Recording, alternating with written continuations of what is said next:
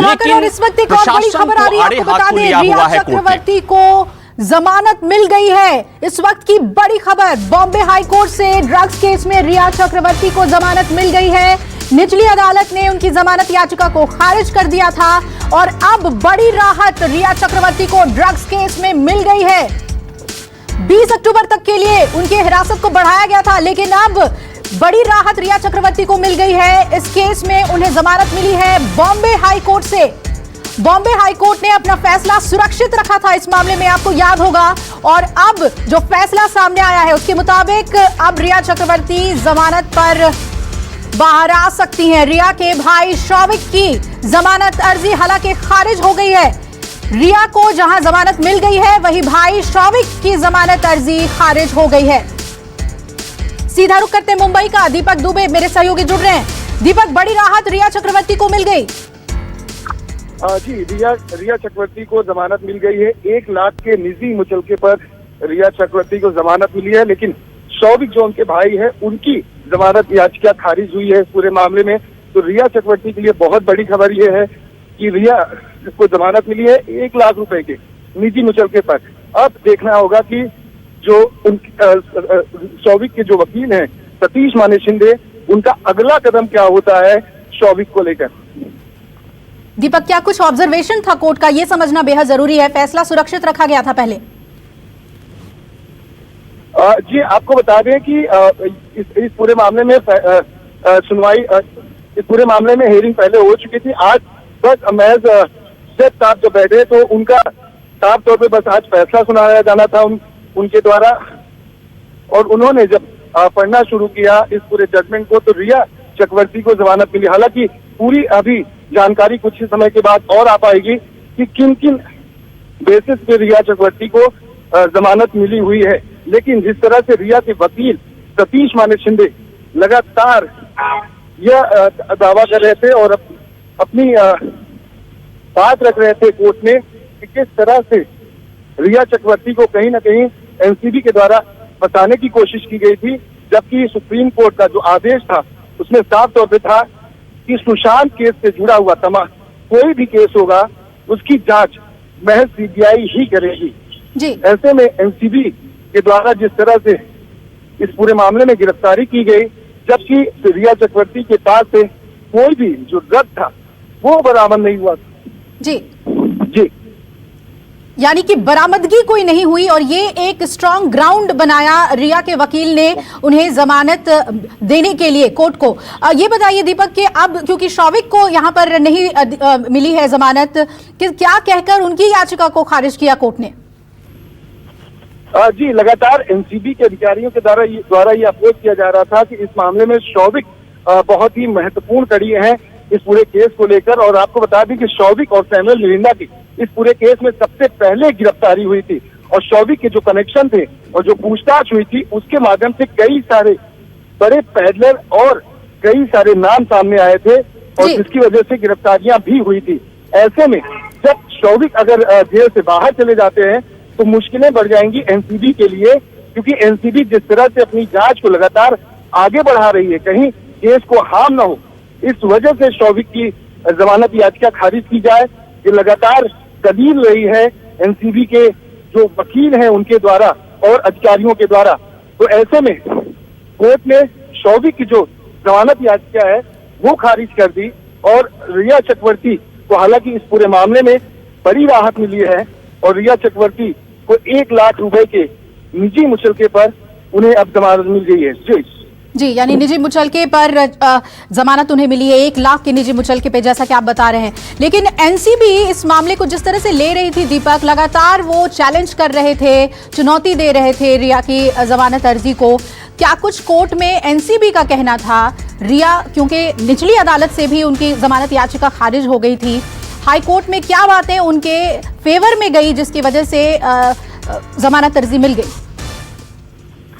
जी, जो सतीश माने शिंदे हैं, रिया चक्रवर्ती के वकील हैं, वो लगातार इस मामले में दलील दे रहे थे कि रिया चक्रवर्ती के पास से जिस तरह से ये पूरा ड्रग का मामला सामने आया और रिया चक्रवर्ती को ड्रग के मामले में गिरफ्तार किया गया, रिया चक्रवर्ती के पास से कोई भी ड्रग सीजर नहीं किया गया है एनसीबी के द्वारा, महज उन्होंने साल 2017 की उस बात का भी उसमें जिक्र है कि गौरव आर्या से जो चैट पे बातचीत हुई थी, महज वो बातचीत थी, लेकिन ना ही उन्होंने कोई कंजम्पशन लिया हुआ है और ना ही उन्होंने उनके पास से कोई भी सीजर बरामद हुआ है। और सबसे महत्वपूर्ण, जो सुप्रीम कोर्ट ने जिस तरह से सुशांत सिंह मामले की जांच के लिए सीबीआई को ये पूरा मामला सौंपा था, तो लगातार ये दलील दी गई एनसीबी के सतीश माने शिंदे के द्वारा कि जब कोर्ट ने कहा है कि इस पूरे मामले की जांच सीबीआई करनी चाहिए, तो आखिर दूसरी एजेंसी इस पूरे केस की जांच कैसे कर सकती है। और ये सबसे बड़ी दलील दी गई थी। और महत्वपूर्ण ये है कि अगर सीजर नहीं हुआ है और हमारी जो क्लाइंट है रिया चक्रवर्ती, वो इस पूरे जांच में सहयोग करने के लिए तैयार है और वो पहले दिन से, चाहे वो मुंबई पुलिस हो, चाहे वो बिहार पुलिस हो, चाहे फिर सीबीआई या अन्य एजेंसीज हैं, उनको वो कोऑपरेट करने के लिए तैयार है। वो समय समय पर कोर्ट एजेंसीज के सामने आने के लिए तैयार हैं। तो आखिर क्यों उन्हें बेल ना दे दी जाए? और बिल्कुल दीपक, सबसे बड़ा आश्वासन कोर्ट में यही दिया जाता है कि जांच में सहयोग के लिए तैयार हैं जो भी आरोपी हैं, और रिया के केस में भी वही हुआ है। ये मुझे बताइए दीपक कि अब आगे के लीगल कोर्स की अगर हम बात करें तो सतीश मान शिंदे या फिर रिया के पिता ने बताया कि अब आगे क्या लीगल कोर्स लेंगे, क्योंकि अभी शौविक जो है उसकी जमानत अर्जी नहीं स्वीकार की गई है। जी, कुछ ही समय के बाद अभी जब वकील सतीश माने शिंदे से हमारी बातचीत होगी, तो इस आगे की जो उनकी रणनीति होगी, खासतौर पर शौविक चक्रवर्ती के लिए, वो क्या कुछ कहते हैं और आगे जिस तरह से एनसीबी ने जिस मामले में रिया चक्रवर्ती को गिरफ्तार किया, उस पर भी कर रहे थे। आज जजमेंट था, सब बेल एप्लीकेशन 29 तारीख को आर्ग्यू होके आज जजमेंट प्रोनाउंसमेंट के लिए रखा है। कोर्ट ने 2 अक्यूज की बेल रिजेक्ट की है और 3 लोगों को बेल ग्रांट कर दी है, जिसमें रिया, दीपेश और सैम्यूल है, उनको बेल अलाउ हो गई है विद कंडीशंस। और 2 लोगों है जिनकी रिजेक्ट कर दी है, वो शौविक है और एक जहीद विस्तार करके, उन 2 लोगों की बेल, अब्दुल बासित, उनकी 2 लोगों की बेल रिजेक्ट कर दी गई है। एएजी ने उसके ऊपर स्टे मांगा है, पर कोर्ट ने एक एडिशनल कंडीशन दे के 10 दिन तक के हमें पुलिस स्टेशन अटेंड करना पड़ेगा, वो कंडीशन लगा के स्टे रिजेक्ट कर दिया है एएजी का ये मैटर में। और कोर्ट ने ये भी हेल्ड कर दिया है कि जितने एनडीपीएस के सेक्शंस हैं वो सारे नॉन अवेलेबल है।